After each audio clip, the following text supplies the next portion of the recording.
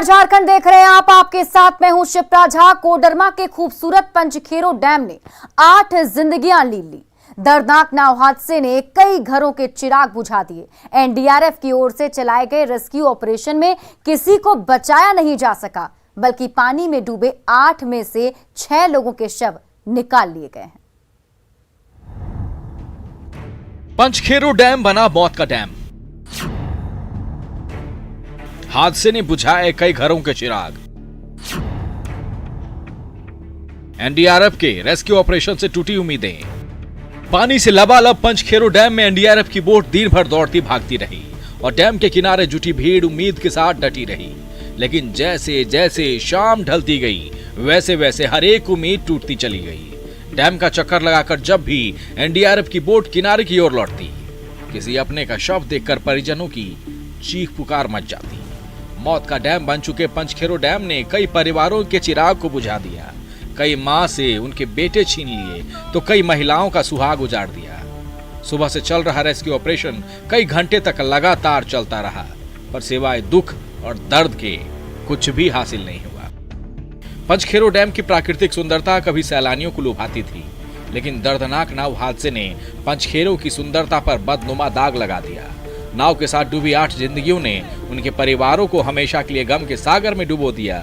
बिना सेफ्टी के चल रही नावों ने कोडरमा जिला प्रशासन की व्यवस्था पर गंभीर सवाल खड़े कर दिए हैं। तो डैम के किनारे बैठकर रेस्क्यू ऑपरेशन का जायजा ले रहे आला अफसरान इन सवालों से पल्ला झाड़ते नजर आ रहे हैं। सर, अब इस बीच में जो नाव से लोग डूबे थे, उस नाव को भी बाहर निकाला गया है, जिसे पुलिस के द्वारा जब्त करता देखा गया है। सर, तो आगे क्या कुछ कार्रवाई करने के मूड में पुलिस है? इसमें जो कानूनी कार्रवाई है हम लोग आगे करेंगे। पंचखेरो के दर्दनाक हादसे में हमेशा के लिए अपने को गंवा चुके परिजन दुख के सागर में डूबे हुए हैं, तो कोडरमा जिला प्रशासन सिवाय कागजी खानापूर्ति के और कुछ भी करता नजर नहीं आ रहा है। रितेश लोहानी, न्यूज़ 18, कोडरमा। और रांची के रिम्स में मरीजों को तो स्ट्रेचर नसीब नहीं होता, पर व्हील चेयर पर सामान जरूर ढोए जाते हैं। बड़ी उम्मीदों के साथ जब झारखंड के दूर दराज से गरीब मरीज रिम्स की चौखट पर कदम रखते हैं, तो सिवाय ना उम्मीदी के उन्हें कुछ भी हाथ नहीं लगता। रिम्स की कड़वी हकीकत। गोद में मरीज, व्हील चेयर पर सामान। मरीजों का भगवान ही मालिक। जी हां, ये झारखंड के सबसे बड़े सरकारी अस्पताल रिम्स की कड़वी तस्वीर है, जहां बेकार के सामानों को ढोने के लिए तो जरूर व्हील चेयर मिलता है, पर गंभीर रूप से बीमार मरीजों को गोद पर उठाकर अस्पताल तक पहुंचाया जाता है। इन परिजनों की बेबसी देखिए। ये मरीज अपने पैरों पर चल फिर नहीं सकते। इन्हें अस्पताल के अंदर ले जाने के लिए एक अदद स्ट्रेचर या व्हील चेयर की सख्त दरकार है, पर स्ट्रेचर है कहाँ? व्हील चेयर पर तो जनाब गठरी ढो रहे हैं, तो भला इन मरीजों को कहाँ से व्हील चेयर नसीब होगा? मजबूर परिजन इन्हें गोद में उठाकर डॉक्टर साहब के पास ले जा रहे हैं। राजधानी रांची में रिम्स की हालत दिन ब दिन सुधरने की जगह बद से बदतर होती जा रही है। बता दें कि सुविधा जिस हाथ बढ़नी चाहिए, वही सुविधा घटती चली जा रही है। जहां पे आप देखेंगे मेरे सामने क्रिटिकल मरीज है जो अभी जांच के लिए जा रही थी, पर इनको स्ट्रेचर और व्हील चेयर नहीं मिला। इस वजह से इन्हें आधी रास्ते में ही जमीन पर बैठना पड़ गया। यही एक दृश्य नहीं, काफी दृश्य यहाँ पे देखने को मिल रहा है, जहाँ पे मरीजों को उनके परिजन गोद में उठाकर लेकर जा रहे हैं और उनके पास स्ट्रेचर नहीं है। जहाँ की सुविधा एकदम, आप देखेंगे इनकी तकलीफ खुद झलक रही है। आप जांच के लिए जा रहे थे दीदी, तो रास्ते में बैठ गई? नहीं मिला? क्या हुआ दीदी? जाना नहीं सक रहा है, पैर में दर्द है, पेट में दर्द है, सब कुछ में दर्द है। इसका ब्लड उलट सब कुछ जमा है। अब ऑपरेशन में ले जा रहे हैं कि क्या कर रहे हैं? डॉक्टर बोली स्ट्रेचर ला रहे हैं, नहीं लाई? कहाँ लाए? नहीं लाया। पूरे झारखंड से गरीब और बीमार मरीज बड़ी उम्मीद के साथ रिम्स आते हैं, पर यहाँ आकर उन्हें सिवाय निराशा और नाउमीदी के अलावा कुछ हाथ नहीं लगता। इनमें से कोई मरीज लकवे का शिकार है, किसी का पैर टूट गया है, कोई चलने फिरने में असमर्थ है, पर सबसे बड़े अस्पताल में आकर उनका मर्ज और ज्यादा बढ़ जाता है। डॉक्टर तक पहुँचने से पहले ही उन्हें अग्नि परीक्षा से गुजरना पड़ता है। डॉक्टर बाबू का दरवाजा खटखटाने के लिए परिजनों के गोद और कंधे पर सवार होना पड़ता है।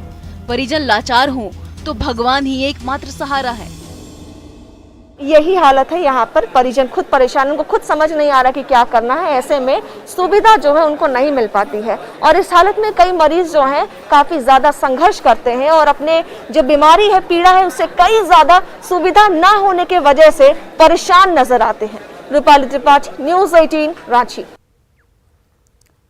राष्ट्रपति चुनाव के मतदान में झारखंड के विपक्षी दलों में एक बार फिर से बिखराव नजर आया। जेएमएम का समर्थन मिलने से गदगद बीजेपी ने नए सत्ता समीकरण के संकेत दिए तो कांग्रेस ने गठबंधन सरकार पर किसी तरह के खतरे से साफ इनकार किया। पर एनसीपी विधायक कमलेश सिंह की क्रॉस वोटिंग ने सबको चौंका दिया। राष्ट्रपति चुनाव में टूटा विपक्ष, बीजेपी जेएमएम में बढ़ी नजदीकी, एनसीपी विधायक ने की क्रॉस वोटिंग। जी हां, ये झारखंड से एनसीपी की एकमात्र विधायक कमलेश सिंह हैं, जिनके सबसे बड़े नेता शरद पवार ने ही यशवंत सिन्हा को राष्ट्रपति चुनाव में विपक्ष का उम्मीदवार बनाया था। पर अपने नेता के बजाय कमलेश सिंह ने अंतरात्मा की आवाज ज्यादा सुनी और बीजेपी की उम्मीदवार द्रौपदी मुर्मू के नाम पर वोट दे दिया। काम अपने अंतरात्मा की आवाज़ों पर भी करना चाहिए। पार्टी का काम अलग है, ये अपना अलग है। इसलिए जो हमारा उचित लगा और जो सही था, झारखंड के हित में जो अच्छा था, वह निर्णय हमने लिया और हम द्रौपदी मुर्मू जी को अपना। एनसीपी विधायक कमलेश सिंह ने तो किनारा किया ही, झारखंड में कांग्रेस के साथ सरकार चला रही जेएमएम ने भी ना तो सहयोगी दल कांग्रेस का साथ दिया और ना ही विपक्षी एकजुटता दिखाई, बल्कि अपनी घोषणा के अनुरूप बीजेपी की उम्मीदवार द्रौपदी मुर्मू को वोट दे दिया। पार्टी के निर्णय से आप अवगत है और उस निर्णय के अनुरूप माननीय विधायक और सांसदों ने अपने मतों का उपयोग किया। राष्ट्रपति चुनाव को लेकर झारखंड में दिन भर सियासी गहमा गहमी रही। सबसे पहले बीजेपी विधायकों ने मतदान किया और लगे हाथ झारखंड में नए सत्ता समीकरण की ओर इशारा भी कर दिया। आगे कब आ रहे हैं? अब देखिए, जब गुरुजी का निर्देश होते जा रहा है तो अब अगला पत्र का इंतजार हम लोग करेंगे। गुरुजी का कब निर्देश ऐसा प्राप्त होता है। झारखंड में जेएमएम के साथ सत्ता चला रही कांग्रेस राष्ट्रपति चुनाव में पूरी तरह से अलग थलग नजर आई, पर गठबंधन सरकार पर किसी भी खतरे से इनकार जरूर किया। और हम लोग का जो कांग्रेस पार्टी के जितने भी विधायक थे सारे इंटैक्ट है, एक साथ जाकर हम लोगों ने वोट किया है। जी, ये तो आपके विधायक दल के नेता, इसलिए आपसे सवाल बनता है। बीजेपी ने दावा किया है कि हमने सेंधमारी की है। देखिए, अभी तो इस बात पर कोई भी किसी को दावा कर सकते हैं। दरअसल राष्ट्रपति चुनाव में एनडीए उम्मीदवार द्रौपदी मुर्मू का पलड़ा भारी नजर आ रहा है, तो विपक्ष के साझा उम्मीदवार यशवंत सिन्हा को कई विपक्षी दलों से ही समर्थन नहीं मिला। ये बदला हुआ समीकरण कहीं झारखंड में बड़े बदलाव की आहट तो नहीं है। संजय सिन्हा, न्यूज़ 18, रांची। झारखंड की और खबरें आपको दिखाएंगे, लेकिन इसी बीच बिहार से एक बड़ी खबर सामने आ रही है। फुलवारीशरीफ आतंकी मॉड्यूल पर इस वक्त की बड़ी खबर सामने आ रही है। अतहर अरमान के रिमांड खत्म होने के बाद दोनों को जेल भेज दिया गया है। बेऊर जेल दोनों को भेजा गया है। एसआईटी ने रिमांड बढ़ाने की मांग नहीं की है। तो इस वक्त की बड़ी खबर आपको बता रहे हैं। आपको बता दें कि 48 घंटे के रिमांड पर अतहर और अरमान थे, जिनकी रिमांड अवधि खत्म हो गई, जिसके बाद उन्हें अब बेऊर जेल भेज दिया गया है। एसआईटी ने रिमांड बढ़ाने की मांग नहीं की है। जो खुलासे इस वक्त हुए हैं उसको लेकर भी जो पटना की पुलिस है उन्होंने साफ तौर पर कहा है कि इसमें और भी ज्यादा खुलासे हो सकते हैं। और इसी बीच जो बड़ा अपडेट है वो ये कि अब दोनों को बेऊर जेल भेज दिया गया है। रामगढ़ पुलिस ने एक ट्रक गांजा जब्त किया है। ट्रक पर 23 बोरों में 700 किलोग्राम गांजा लदा था, जिसकी बाजार कीमत 1 करोड़ रुपए से भी ज्यादा आंकी गई है। जमशेदपुर से गांजा लाद कर निकला ये ट्रक बिहार की ओर जा रहा था। तभी रामगढ़ पुलिस ने नेशनल हाईवे नंबर 33 पर हेसागढ़ा के पास ट्रक को रोका और गांजा के साथ ड्राइवर और खलासी को गिरफ्तार किया है। लैब में जांच कराएंगे और गांजा जैसा पदार्थ है, और अगर ये गांजा निकलता है तो इसकी अनुमानित कीमत लगभग 700 किलो के हिसाब से 1 करोड़ रुपए से ज्यादा होगी। पूर्वी सिंहभूम में लगातार हो रही मूसलाधार बारिश से स्वर्णरेखा और खरकई जैसी कई नदियां उफान पर हैं। ओडिशा में डैम का फाटक खोलने से हालात और भी ज्यादा बिगड़ने की आशंका जताई जा रही है और इसके चलते जमशेदपुर के निचले इलाकों में बाढ़ का खतरा गहराता जा रहा है। ऐसे में जमशेदपुर नोटिफाइड एरिया कमेटी की ओर से तटीय इलाकों में लगातार जागरूकता अभियान चलाया जा रहा है। साथ ही आम लोगों से बाढ़ के खतरे से बचने के लिए सुरक्षित इलाकों में जाने की अपील भी की जा रही है। वहाँ बैंगिल डैम में खोला गया 2 फाटक उड़ीसा का, जिससे नदी का जलस्तर अचानक से बढ़ने की संभावना थी। वहाँ से जो आने में का समय लगता है 4 से 6 घंटा समय लगता है। इसलिए वहाँ जब फाटक खोलने के उपरांत यहाँ खोलने से पहले यहाँ पर अलर्ट जारी कर दिया। हर साल इस तरह आता है सर, हर साल। हाँ, हर साल का है। तो कैसे सुरक्षित रहिएगा?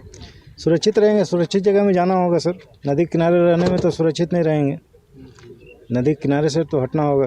जगह नीचे इलाका डूबता है, हर साल का ये नियम है बाढ़ आना। कैसे आप सुरक्षित करते हैं अपने आप को? एक मैदान है जोगस पार्क है, वहाँ एक क्लब है संस्था का, उस जगह चल जाते हैं। कोई कहीं और स्कूल है, स्कूल पे चल जाता है। आईसीएसई की 10वीं बोर्ड का रिजल्ट सामने आ गया है। नेशनल लेवल पर टॉप 3 लिस्ट में 110 छात्रों के नाम हैं। इनमें से 7 छात्र झारखंड से भी हैं। रांची के किशोरगंज की मेघावी बिटिया सुरभि ने 99.40 अंकों के साथ झारखंड के टॉपर्स की लिस्ट में दूसरे स्थान पर जगह बनाई, जबकि नेशनल लेवल की लिस्ट में वो टॉप 3 छात्रों की सूची में शामिल हैं। उनसे बात की हमारी संवाददाता कोमल बहल ने। तो आईसीएसई के कक्षा 10वीं का परिणाम आ चुका है और ऐसे में इस वक्त हमारे साथ जुड़ चुकी है सुरभि, जो कि ऑल ओवर इंडिया की बात करें तो ऑल ओवर इंडिया में इनका 3रा रैंक है और अगर हम झारखंड की बात करें तो झारखंड में ये 2nd टॉपर पर है। तो सबसे पहले तो सुरभि आपको कॉन्ग्रेचुलेशंस। Thank you. कैसा लग रहा है आपको? बहुत अच्छा लग रहा है। कितना पढ़ाई करती थी और क्या लग रहा था जब रिजल्ट आएगा तो वाकई में इतना स्कोर अच्छा मिलेगा, कैसा लगा? एक्सपेक्टेशंस एट मैक्सिमम इतने थे लेकिन कॉन्फिडेंट पूरे नहीं थे। 99% एक्सपेक्टेशन था लेकिन 99.4 जाएगा इसको लेके पूरा श्योर नहीं थे।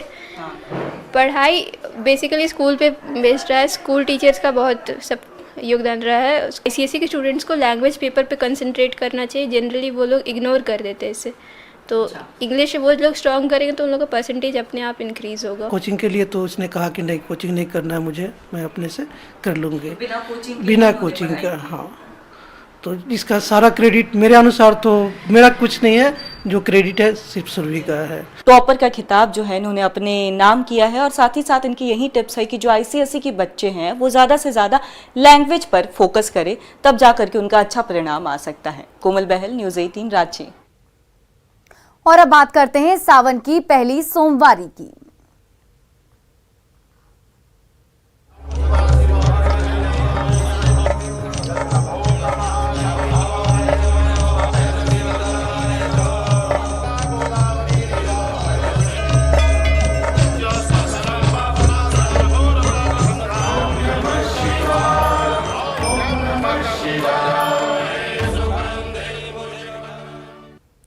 देवघर आ रहे कांवरियों के मनोरंजन के लिए कई तरह के इंतजाम किए गए हैं। एक शिविर में भक्तों को रामायण सीरियल दिखाने का इंतजाम किया गया है, जहां एक वैन में बड़ी एलईडी स्क्रीन और साउंड के साथ रामायण सीरियल दिखाया जा रहा है। कांवरियों से बातचीत की न्यूज़ 18 संवाददाता मनीष दुबे ने। जब रामायण टीवी पर आता था, ब्लैक एंड व्हाइट टीवी होती थी और पूरे घर के मोहल्ले के गांव के लोग एक टीवी में बैठकर रामायण देखते थे। वही दौर आज फिर से दोहराया जा रहा है और एक तरफ जहां डीजे की धुन पर लोग नाचने वाले, वहीं दूसरी तरफ आप ये तस्वीर देखिए, ये देवघर दुम्मा बॉर्डर पर एक शिविर है जहां पर रामायण का प्रसारण किया जा रहा है। एक एलईडी स्क्रीन लगाई गई है जिसमें कि भक्त देखिए कि कितने देख रहे हैं, कितने उत्साहित हैं कि रामायण फिर से देख रहे हैं। एक तरफ जहां डीजे का दौर है, वहीं दूसरी तरफ ये रामायण का किस तरह से आप लोग ये कॉन्सेप्ट को लेकर आए कि रामायण दिखाना है भक्तों को। हम लोग भक्तों को रामायण इसलिए दिखा रहे हैं कि भक्त जो है हमारे 100 किलोमीटर दूर से बाबा नगरी में जल चढ़ाने के लिए जा रहे हैं वहाँ इसमें रास्ते में थोड़ा आनंद लेते हुए विश्राम भी कर लेते हैं, आनंद भी लेते हैं और बोल बम का नारा लगाते हुए चले जाते हैं बाबा नगरी। और आइए अब देखते हैं झारखंड 2020।